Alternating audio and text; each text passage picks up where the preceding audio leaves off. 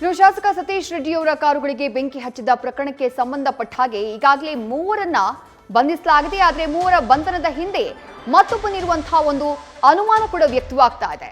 ಸತೀಶ್ ರೆಡ್ಡಿ ಹಳೆಯ ಶಿಷ್ಯನ ಸುತ್ತಲೇ ಈಗ ಕೇಸ್ ಸುತ್ತಾ ಇದೆ.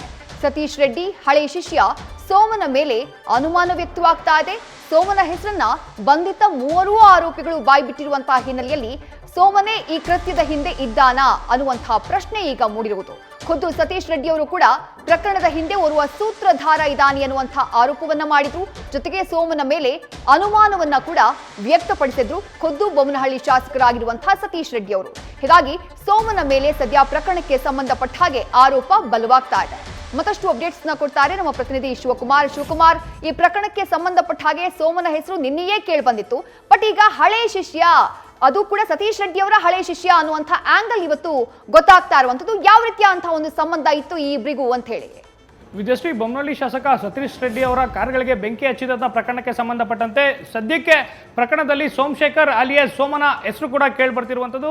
ಸತೀಶ್ ರೆಡ್ಡಿ ಅವರ ಕಾರುಗಳಿಗೆ ಬೆಂಕಿ ಇಟ್ಟಂಥ ಪ್ರಕರಣಕ್ಕೆ ಸಂಬಂಧಪಟ್ಟಂತೆ ಬೊಮ್ಮನಹಳ್ಳಿ ಪೊಲೀಸರು ಸಾಗರ್, ಶ್ರೀಧರ್, ನವೀನ್ ಎಂಬ 3 ಜನರನ್ನ ಅರೆಸ್ಟ್ ಮಾಡಿ ವಿಚಾರಣೆಯನ್ನು ಕೂಡ ಒಂದ್ ಕಡೆ ಮಾಡ್ತಿದ್ದಾರೆ. ಮತ್ತೊಂದು ಕಡೆ ಈ 3 ಜನರ ಹಿನ್ನೆಲೆಯರು ಯಾರ ಮಾತನ್ನ ಇವರು ಕೇಳ್ಕೊಂಡು ಈ ರೀತಿಯಾದಂತಹ ಕೃತ್ಯವನ್ನ ಎಸಗಿದ್ದಾರೆ ಅಂತೇಳಿ ಕೂಡ ಪೊಲೀಸರು ವಿಚಾರಣೆಯನ್ನು ಮಾಡ್ತಿರುವಂಥದ್ದು. ಜೊತೆಗೆ ಸತೀಶ್ ರೆಡ್ಡಿ ಅವರು ಕೂಡ ಮಾಧ್ಯಮಗಳಿಗೆ ಮಾತಾಡುವಂತಹ ಸಂದರ್ಭದಲ್ಲಿ ಒಂದು ಮಾತನ್ನು ಕೂಡ ಹೇಳಿದ್ರು. ಇವ್ರು 3 ಜನ ನೆಪ ಮಾತ್ರ, ಹಿಂದೆ ಒಬ್ಬ ಸೂತ್ರಧಾರಿ ಇದ್ದಾರೆ, ಜೊತೆಗೆ ಬೊಮ್ಮನಹಳ್ಳಿಯಲ್ಲಿ ನಡೆಯುವಂತಹ ಕೇಬಲ್ ಮಾಫಿಯಾ ಕೂಡ ಇದೆ ಅನ್ನೋ ಮಾತನ್ನು ಕೂಡ ಸತೀಶ್ ರೆಡ್ಡಿ ಹೇಳಿದ್ರು. ಜೊತೆಗೆ ವಿಚಾರಣೆ ನಡೆಸಿರುವಂತಹ ಪೊಲೀಸ್ ಅಧಿಕಾರಿಗಳ ಮುಂದೆ ಕೂಡ ಸತೀಶ್ ರೆಡ್ಡಿ ಅವರು ಈ ಹಿಂದೆ ಸತೀಶ್ ರೆಡ್ಡಿ ಆಪ್ತ ಬಳಗದಲ್ಲಿ ಗುರುತಿಸಿಕೊಂಡಿದ್ದಂತ ಸೋಮಶೇಖರ್ ಹೆಸರನ್ನು ಕೂಡ ಶಾಸಕ ಸತೀಶ್ ರೆಡ್ಡಿ ಹೇಳಿರುವಂತದ್ದು. ಅಂದ್ರೆ ಯಾವಾಗ ಪ್ರಕರಣದಲ್ಲಿ ಸೋಮಶೇಖರ್ ಹೆಸರು ಕೂಡ ಕೇಳಿ ಬರುತ್ತೆ, ಸೋಮಶೇಖರ್ ಬೇರೆ ಯಾರು ಅಲ್ಲ, 2017ರವರೆಗೂ ಕೂಡ ಶಾಸಕ ಸತೀಶ್ ರೆಡ್ಡಿ ಆಪ್ತ ಬಳಗದಲ್ಲಿ ಗುರುತಿಸಿಕೊಂಡಿದ್ದಂತ ವ್ಯಕ್ತಿ. ಬೊಮ್ಮನಹಳ್ಳಿ ಭಾಗದಲ್ಲಿ ಸತೀಶ್ ರೆಡ್ಡಿ ಅವರ ಆಪ್ತ ಬಳಗದಲ್ಲೇ ಸೋಮಶೇಖರ್ ಗುರುತಿಸಿಕೊಂಡಿರ್ತಾನೆ. ಜೊತೆಗೆ ಸತೀಶ್ ರೆಡ್ಡಿ ಅವರು ಮಾಡ್ತಿದ್ದಂತ ಎಲ್ಲ ವ್ಯವಹಾರಗಳ ಬಗ್ಗೆ ಸೋಮನಿಗೆ ಚೆನ್ನಾಗಿ ಕೂಡ ಗೊತ್ತಿರುತ್ತೆ. ಅದರಲ್ಲೂ ಪ್ರಮುಖವಾಗಿ ಸೋಮ ಬೊಮ್ಮನಹಳ್ಳಿ ಭಾಗದಲ್ಲಿ ಕೇಬಲ್ ಬಿಸ್ನೆಸ್ ಅನ್ನು ಕೂಡ ಮಾಡ್ಕೊಂಡಿರ್ತಾನೆ. 2017ರಲ್ಲಿ ಒಂದು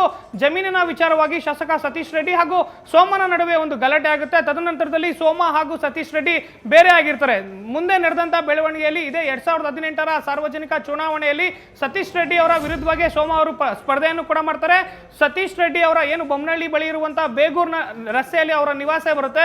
ಸತೀಶ್ ರೆಡ್ಡಿ ಅವರ ನಿವಾಸದ ಮುಂದೆ ಸೋಮ ಬರೋಬ್ಬರಿ 1,000 ಬ್ಯಾನರ್ ಅನ್ನು ಹಾಕ್ಸಿರ್ತಾನೆ. ವಿದ್ಯಶ್ರೀ, ಶಾಸಕ ಸತೀಶ್ ರೆಡ್ಡಿ ಅವರು ಎಲ್ಲಾ ಬ್ಯಾನರ್ ಗಳನ್ನು ಕೂಡ ತೆರವು ಮಾಡುವಂತ ಕೆಲಸವನ್ನು ಕೂಡ ಮಾಡ್ತಾರೆ. ಜೊತೆಗೆ ಸೋಮನ ಕಡೆಯ ಹುಡುಗರಿಗೆ ಒಂದು ವಾರ್ನಿಂಗ್ ಕೊಡುವಂತ ಕೆಲಸವನ್ನು ಕೂಡ ಸತೀಶ್ ರೆಡ್ಡಿ ಅವರು 2018ರ ಚುನಾವಣೆ ವೇಳೆ ಮಾಡಿರ್ತಾರೆ ಅನ್ನೋ ಮಾಹಿತಿಗಳು ಕೂಡ ಸದ್ಯಕ್ಕೆ ಸಿಕ್ತಿರುವಂತದ್ದು. ಯಾವಾಗ ಸೋಮ ಹಾಕಿದ್ದಂತ 1,000 ಬ್ಯಾನರ್ ಗಳನ್ನ ಶಾಸಕ ಸತೀಶ್ ರೆಡ್ಡಿ ತೆರವನ್ನಗೊಳಿಸ್ತಾರೆ. ಇದರಿಂದ ಕೋಪಗೊಂಡಂತ ಸೋಮ, ಅಂದ್ರೆ ಒಂದ್ ಕಡೆ ಸೋಮನ ಬ್ಯಾನರ್ ಗಳನ್ನು ಕೂಡ MLA ಕಡೆ ಅವರು ತೆರವನ್ನಗೊಳಿಸಿರ್ತಾರೆ. ಜೊತೆಗೆ ಆ ಜಾಗದಲ್ಲಿ ಸತೀಶ್ ರೆಡ್ಡಿ ಅವರ ಬ್ಯಾನರ್ ಗಳನ್ನ ಹಾಕ್ತಾರೆ. ಯಾವಾಗ ಸೋಮನಿಗೆ ವಿಚಾರ ಗೊತ್ತಾಗುತ್ತೆ, ಸೋಮ ರಸ್ತೆಗೆ ಬಂದು ಸತೀಶ್ ರೆಡ್ಡಿ ಅವರ ಬ್ಯಾನರ್ ಅನ್ನ ತೆರವುಗೊಳಿಸುವಂತ ಕೆಲಸವನ್ನ ಮಾಡ್ತಾನೆ. ಜೊತೆಗೆ ಕೈಯಲ್ಲಿ ದೊಣ್ಣೆಯನ್ನ ಹಿಡಿದು ಸತೀಶ್ ರೆಡ್ಡಿ ಅವರ ಬ್ಯಾನರ್ ಅನ್ನ ಕಿತ್ತಾಕುವಂತ ಕೆಲಸವನ್ನು ಕೂಡ ಸೋಮ ಮಾಡ್ತಾನೆ. ಪ್ರಕರಣಕ್ಕೆ ಸಂಬಂಧಪಟ್ಟಂತೆ ಶಾಸಕ ಸತೀಶ್ ರೆಡ್ಡಿ ಅವರು ಕೂಡ ಹಿಂದೆ ಅಂದ್ರೆ 2018ರ ಚುನಾವಣೆ ಸಂದರ್ಭದಲ್ಲಿ ತನ್ನ ಒಂದು ಕಾಲದ ಶಿಷ್ಯ ಸೋಮಶೇಖರ್ ವಿರುದ್ಧವಾಗಿ ಇದೇ ಬೊಮ್ಮನಹಳ್ಳಿ ಪೊಲೀಸ್ ಠಾಣೆಯಲ್ಲಿ ದೂರು ಕೂಡ ಕೊಟ್ಟಿರ್ತಾರೆ. ಅದೇ ದೂರಿನ ಅನ್ವಯವಾಗಿ ಸೋಮನ ಮೇಲೆ ಮೊದಲ ಕೇಸ್ ರಿಜಿಸ್ಟರ್ ಆಗುವಂತದ್ದು. ಅದೇ ಕೇಸ್ಗೆ ಸಂಬಂಧಪಟ್ಟಂತೆ ಆರ್ಮ್ಸ್ ಆಕ್ಟ್ ಅಡಿಯಲ್ಲಿ ಪೊಲೀಸರು ಸೋಮಶೇಖರ್ನ ಮೇಲೆ ರೌಡಿ ಶೀಟ್ ಕೂಡ ಓಪನ್ ಆಗುತ್ತೆ. ಜೊತೆಗೆ ಅಂದ್ರೆ 2018ರವರೆಗೂ ಕೂಡ ಸೋಮಶೇಖರ್ ಬೊಮ್ಮನಹಳ್ಳಿ ಭಾಗದಲ್ಲಿ ಸಮಾಜ ಸೇವಕನಾಗಿ ಗುರುತಿಸಿಕೊಂಡಿರ್ತಾನೆ. ಅಂದ್ರೆ ಟ್ಯಾಂಕರ್ಗಳ ಮೂಲಕವಾಗಿ ಜನರಿಗೆ ನೀರನ್ನು ತಲುಪಿಸೋದಾಗಿರ್ಬೋದು, ವಿದ್ಯಾರ್ಥಿಗಳಿಗೆ ಹೆಲ್ಪ್ ಅನ್ನ ಮಾಡೋದಾಗಿರ್ಬೋದು, ಅಂಗವಿಕಲರು ಕ್ರೀಡಾಪಟುಗಳಿಗೆ ಸಹಾಯವನ್ನು ಮಾಡುವ ಮೂಲಕವಾಗಿ ಸಮಾಜ ಸೇವಕನಾಗಿ ಸೋಮಶೇಖರ್ ಗುರುತಿಸಿಕೊಂಡಿರ್ತಾನೆ. ಜೊತೆಗೆ 2017ರವರೆಗೂ ಅಂದ್ರೆ 2017ರವರೆಗೂ ಇದೇ ಸೋಮಶೇಖರ್ ಸತೀಶ್ ರೆಡ್ಡಿ ಆಪ್ತ ಬಳಗದಲ್ಲಿ ಗುರುತಿಸಿಕೊಂಡಿರ್ತಾನೆ. ಯಾವಾಗ ಸತೀಶ್ ರೆಡ್ಡಿ ಸೋಮನಿಗೆ ಒಂದು ಜಮೀನಿನ ವಿವಾದವಾಗಿ ಒಂದು ಗಲಾಟೆ ಶುರುವಾಗುತ್ತೆ. ತದನಂತರದಲ್ಲಿ ಸೋಮ ಹಾಗೂ ಸತೀಶ್ ರೆಡ್ಡಿ ಪರಸ್ಪರ ಒಂದು ದುಶ್ಮನ್ಗಳ ರೀತಿಯಾಗಿ ಒಂದು ಹೊರಹೊಮ್ಮಿರುವಂತದ್ದು. ವಿದ್ಯಶ್ರೀ, ಶಿವಕುಮಾರ್ ಹಾಗೆ ಸಂಪರ್ಕದಲ್ಲೇ ಇರಿ. ಪ್ರಕರಣಕ್ಕೆ ಸಂಬಂಧಪಟ್ಟ ಹಾಗೆ ಮತ್ತಷ್ಟು ಅಪ್ಡೇಟ್ಸ್ ನ ಕೂಡ ನಾವು ನೋಡ್ತಾ ಇದ್ದೀವಿ. ಸತೀಶ್ ರೆಡ್ಡಿ ಮೇಲೆ ಸೋಮನಿಗೆ ದ್ವೇಷ ಹುಟ್ಟಿದ್ದು ಯಾವಾಗ? ಹಾಗಾದ್ರೆ ಡೀಟೇಲ್ಸ್ ನ ಕೊಡ್ತಾ ಇದ್ರು ನಮ್ಮ ಪ್ರತಿನಿಧಿ ಶಿವಕುಮಾರ್. ಯಾವ ರೀತಿಯಾಗಿ ಇವರಿಬ್ಬರ ಸಂಬಂಧ ಇತ್ತು ಈ ಹಿಂದೆ ಅಂತ ಹೇಳಿ. ಬಟ್ 2 ವರ್ಷದ ಬಳಿಕ ಮತ್ತೆ ವೈಷಮ್ಯ ಹುಟ್ಕೊಂಡ್ಬಿಡುತ್ತೆ ಇಬ್ಬರ ನಡುವೆ. ಸೋಮನ ಸಿಟ್ಟಿಗೆ ಕಾರಣವಾಗಿತ್ತು ಅದೊಂದು ಹಲ್ಲೆ ಕೇಸ್. ಸೈಯದ್ ಸಲಾಂ ಮಗನ ಮೇಲೆ ಹಲ್ಲೆ ಮಾಡಿದ್ದ ಸೋಮ ಅಜ್ಗರ್ಗೆ ನಡು ರಸ್ತೆಯಲ್ಲಿ ಅಟ್ಟಾಡಿಸಿ ಹೊಡೆದಿದ್ದ ಸೋಮ. ಅಜ್ಗರ್ಗೆ ಹಲ್ಲೆ ಕೇಸ್ನಲ್ಲಿ ಸೋಮ ಹಾಗೆ ಟೀಮ್ ಜೈಲು ಕೂಡ ಸೇರಿತ್ತು. ಜೈಲು ಸೇರೋದಕ್ಕೆ ಸತೀಶ್ ರೆಡ್ಡಿ ಕಾರಣ ಅಂತ ಸೋಮ ಕೋಪಗೊಂಡಿದ್ದ. ಇದೇ ಕಾರಣಕ್ಕಾಗಿ ಈ ಕೃತ್ಯ ನಡೆಸಿರಬಹುದು ಅನ್ನುವಂತಹ ಒಂದು ಮಾತು ಈಗ ಕೇಳ್ಬರ್ತಾ ಇರುವಂಥದ್ದು, ಅನುಮಾನ ಕೇಳ್ಬರ್ತಾ ಇರುವಂಥದ್ದು. ಮತ್ತಷ್ಟು ಅಪ್ಡೇಟ್ಸ್ ನ ಕೊಡ್ತಾರೆ ನಮ್ಮ ಪ್ರತಿನಿಧಿ ಶಿವಕುಮಾರ್ ಲೈವ್ ನಲ್ಲಿ ಜಾಯ್ನ್ ಆಗಿದ್ದಾರೆ. ಶಿವಕುಮಾರ್, ನೀವು ಎಕ್ಸ್ಪ್ಲೇನ್ ಮಾಡ್ತಾ ಇದ್ರಿ ಯಾವ ರೀತಿಯಾಗಿತ್ತು ಇವ್ರ ನಡುವೆ ಸಂಬಂಧ, ಆರಂಭದಲ್ಲಿ ಯಾವ ರೀತಿಯಾಗಿ ಗಲಾಟೆ ಆಯಿತು, ಅದಾದ ನಂತರದಲ್ಲಿ 2 ವರ್ಷದ ಬಳಿಕ ಮತ್ತೆ ಗಲಾಟೆ ಆಗುತ್ತೆ. ಅದು ಸೈಯದ್ ಸಲಾಂ ಎನ್ನುವಂಥವನ ಮಗನ ವಿಚಾರವಾಗಿ. ಯಾರು ಈ ಸೈಯದ್ ಸಲಾಂ ಹಾಗೆ ಅಸ್ಗರ್ ಅಂತ ಹೇಳಿ? ವಿಜಯಶ್ರೀ, 2018ರ ಚುನಾವಣೆ ವೇಳೆ ಸತೀಶ್ ರೆಡ್ಡಿ ಕಡೆಯವರು ಹಾಗೂ ಸೋಮನ್ಗೆ ಬ್ಯಾನರ್ ವಿಚಾರವಾಗಿ ಗಲಾಟೆ ಆಗಿರುತ್ತೆ. ಅದೇ ಪ್ರಕರಣದಲ್ಲಿ ಸೋಮನ್ ಮೇಲೆ ಆರ್ಮ್ಸ್ ಆಕ್ಟ್ ಅಡಿ ಬೊಮ್ಮನಹಳ್ಳಿ ಪೊಲೀಸರು ರೌಡಿ ಶೀಟ್ ಅನ್ನ ಓಪನ್ ಮಾಡಿರ್ತಾರೆ. ಚುನಾವಣೆ ನಡೆಯುತ್ತೆ. ಚುನಾವಣೆಯಲ್ಲಿ ಸತೀಶ್ ರೆಡ್ಡಿ ಅವರು 3ನೇ ಬಾರಿ MLA ಆಗಿ ಎಲೆಕ್ಟ್ ಆಗ್ತಾರೆ. ಸೋಮ ಚುನಾವಣೆಯಲ್ಲಿ ಸೋಲ್ತಾನೆ. ಇದೆಲ್ಲ ಮುಗಿದು ಸುಮಾರು ಎರಡು ವರ್ಷಗಳ ಕಾಲ ಸತೀಶ್ ರೆಡ್ಡಿ ಅವರಾಗಿರ್ಬೋದು, ಸೋಮ ಆಗಿರ್ಬೋದು, ಈ ಗುಂಪುಗಳ ನಡುವೆ ಯಾವುದೇ ರೀತಿಯಾದಂತಹ ಗಲಾಟೆ ಆಗಿರ್ಬೋದು, ಸಂಘರ್ಷ ಆಗಿರ್ಬೋದು ನಡೆದಿರೋದಿಲ್ಲ. ಜೊತೆಗೆ ಕಳೆದ ಜನವರಿನಲ್ಲಿ ಸೋಮನ ಗೆಳೆಯನ ತಂಗಿಗೆ ಏನು ಸೈಯದ್ ಸಲಾಂ ಅಂತೇಳಿ ಕನ್ನಡದ ಪ್ರೊಡ್ಯೂಸರ್ ಇದ್ದಾರೆ, ಅಂದ್ರೆ ಕನ್ನಡದ ಲೈಫ್ ಇಷ್ಟೇನೆ ಮುಗುಳುನಗೆ ಈ ಕೆಲವೊಂದಷ್ಟು ಚಿತ್ರಗಳನ್ನ ನಿರ್ಮಾಣ ಮಾಡಿರುವಂತಹ ಸೈಯದ್ ಸಲಾಂ ಅವರ ಪುತ್ರ ಅಸ್ಗರ್, ಇವರು ಕೂಡ ಅದೇ ಬೊಮ್ಮನಹಳ್ಳಿ ಭಾಗದ ನಿವಾಸಿಗಳಾಗಿರ್ತಾರೆ.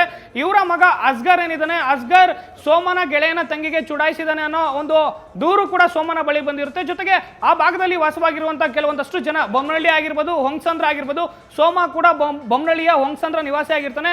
ಪದೇ ಬಂದು ಸೈಯದ್ ಸಲಾಂ ಅವರ ಪುತ್ರ ಅಸ್ಗರ್ನ ಮೇಲೆ ಕಂಪ್ಲೇಂಟ್ ಅನ್ನು ಕೂಡ ಮಾಡ್ತಿರ್ತಾನೆ. ಯಾವಾಗ ಸೋಮ ಸತೀಶ್ ರೆಡ್ಡಿ ಅವರ ಆಪೋಸಿಟ್ ಟೀಮ್ ಆಗಿ ಬೆಳೀತಾ ಹೋಗ್ತಾನೆ, MLA ಬಳಿ ಹೋಗ್ಬೇಕಾದಂತ ಎಲ್ಲಾ ದೂರುಗಳು ಕೂಡ ಸೋಮನ ಬಳಿ ಬರ್ತಾ ಇರ್ತವೆ. ಜೊತೆಗೆ ಬೊಮ್ಮನಹಳ್ಳಿ ಭಾಗದ ಯುವಕರು ಏನಿರ್ತಾರೆ ಎಲ್ಲ ಅವ್ರಿಗೇನೆ ಸಮಸ್ಯೆಗಳಾದಂತ ಸಂದರ್ಭದಲ್ಲಿ, ತೊಂದರೆಗಳಾದಂತ ಸಂದರ್ಭದಲ್ಲಿ ಸೋಮನ ಬಳಿ ಹೋಗ್ತಿರ್ತಾನೆ. ಈ ಒಂದು ಕೋಪ ಕೂಡ MLA ಸತೀಶ್ ರೆಡ್ಡಿ ಅವ್ರಿಗೆ ಇರುತ್ತೆ ಅಂತೇಳಿ ಹೇಳಲಾಗ್ತಿದೆ. ಯಾವಾಗ ಅಸ್ಗರ್ ಏನಿರ್ತಾನೆ, ಅಸ್ಗರ್ ಸೋಮನ ಗೆಳೆಯನ ತಂಗಿಗೆ ಚುಡಾಯಿಸಿರ್ತಾನೆ. ಈ ಪ್ರಕರಣಕ್ಕೆ ಸಂಬಂಧಪಟ್ಟಂತೆ ಬೊಮ್ಮನಹಳ್ಳಿಯ ಡೆಂಟಲ್ ಕಾಲೇಜ್ನಿಂದ ಹಿಡಿದು ಹೊಂಗಸಂದ್ರದ ಓಣಿ ರಸ್ತೆವರೆಗೂ ಕೂಡ ಸೈಯದ್ ಸಲಾಂ ಅವರ ಪುತ್ರ ಅಸ್ಗರ್ಗೆ ಸೋಮ ಹಲ್ಲೆಯನ್ನ ಮಾಡ್ತಾನೆ. ಅದು ಕೂಡ ನಡು ರಸ್ತೆಯಲ್ಲಿ ಸೋಮ ಅಂಡ್ ಗ್ಯಾಂಗ್ ಅಸ್ಗರ್ಗೆ ಅಟ್ಟಾಡಿಸಿ ಹೊಡೆದಿರ್ತಾರೆ.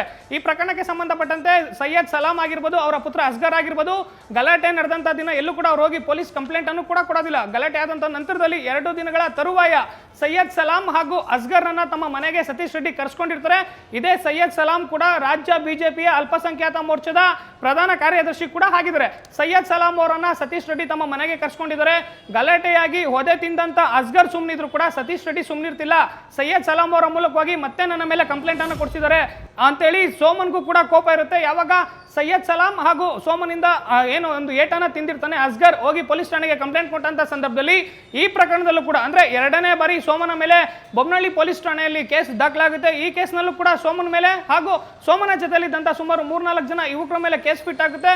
ಇವರು ಕೂಡ ಆ ಪ್ರಕರಣದಲ್ಲೂ ಕೂಡ ಜೈಲ್ಗೆ ಹೋಗಿ ಹೊರ ಬಂದಿರ್ತಾರೆ. ಅಂದ್ರೆ 2018ರ ಚುನಾವಣೆಯ ತರುವಾಯ ಯಾವುದೇ ಗಲಾಟೆ ಇಲ್ಲದೆ ಇದ್ರೂ ಕೂಡ ಅಸ್ಗರ್ನ ಮೇಲೆ ಏನು ಸೋಮ ಹೋಗಿ ಹಲ್ಲೆಯನ್ನು ಕೂಡ ಮಾಡಿರ್ತಾನೆ. ಅಂದ್ರೆ ಅಸ್ಗರ್ನ ಮೇಲೂ ಕೂಡ ಹಲವಾರು ಆರೋಪಗಳು ಕೇಳಿ ಬರ್ತಿರುವಂತದ್ದು. ಬೊಮ್ಮನಹಳ್ಳಿನಲ್ಲಿರುವಂತಹ ಡೆಂಟಲ್ ಕಾಲೇಜ್ ಬಳಿ ಹುಡುಗರಿಗೆ ರ್ಯಾಗಿಂಗ್ ಅನ್ನ ಮಾಡ್ತಿರ್ತಾನೆ. ಅಸ್ಗರ್ನ ಮಾತುಗಳು ಕೂಡ ಕೇಳಿ ಬಂದಿರುತ್ತೆ. ಜೊತೆಗೆ ಸೋಮನ ಜೊತೆಯಲ್ಲಿದ್ದಂತ ಹುಡುಗನ ತಂಗಿಗೆ ಕೂಡ ಅಸ್ಗರ್ ಚುಡಾಯಿಸಿರ್ತಾನೆ. ಇದೇ ವಿಚಾರವಾಗಿ ಸೋಮ ಹಲ್ಲೆಯನ್ನ ಮಾಡಿರ್ತಾನೆ.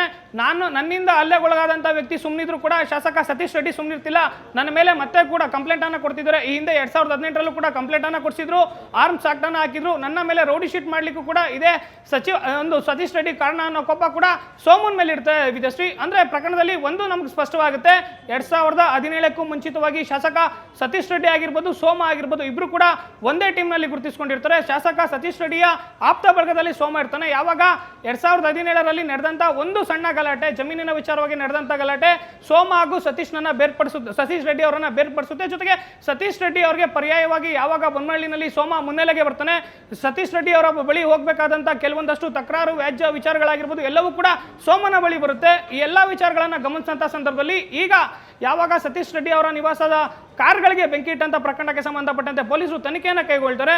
ಪ್ರಮುಖವಾಗಿ ಪೊಲೀಸರು ಮಾಡುವಂತ ಮೊದಲನೇ ಕೆಲಸ, ನಿಮಗೆ ಯಾರ ಮೇಲಾದ್ರೂ ಸಸ್ಪೆಕ್ಟ್ ಇದ್ರೆ ಹೇಳಿ ಅಂತ ಕೇಳಿದಂತ ಸಂದರ್ಭದಲ್ಲಿ ಶಾಸಕ ಸತೀಶ್ ರೆಡ್ಡಿ ಅವರು ಪೊಲೀಸ್ ಟೀಮ್ಗೆ ಸ್ಪಷ್ಟವಾಗಿ ಹೇಳಿದ್ದಾರೆ, ನನಗೆ ಏರಿಯಾದಲ್ಲಿ ಯಾರು ಕೂಡ ದುಶ್ಮನ್ ಇಲ್ಲ, ರಾಜಕೀಯ ದ್ವೇಷಕ್ಕೂ ಕೂಡ ಈ ರೀತಿಯಾದಂಥ ಘಟನೆ ಆಗಿಲ್ಲ.